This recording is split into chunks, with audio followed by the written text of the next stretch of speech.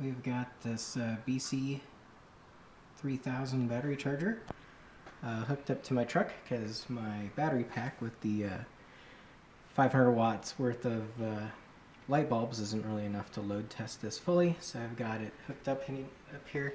This is 156 volts, and my truck's actually 144 volts, but we'll just hit the current limit on there. We should be getting around 15-16 amps or so.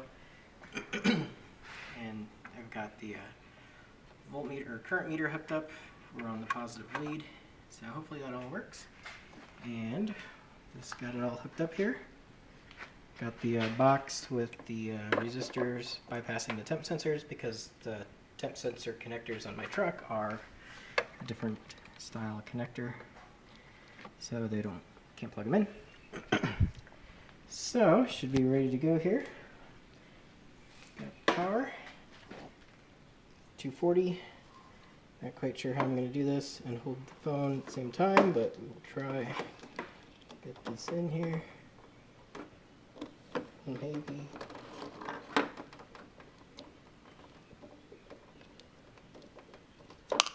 No problem. Alright, plugged in. We're charging.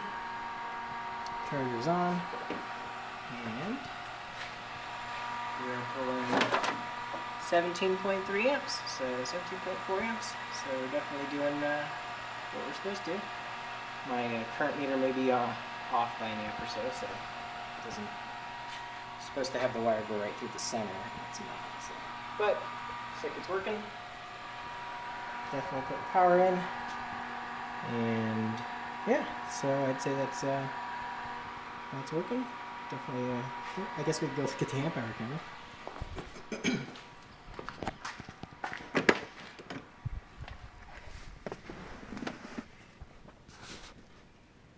Power's coming in.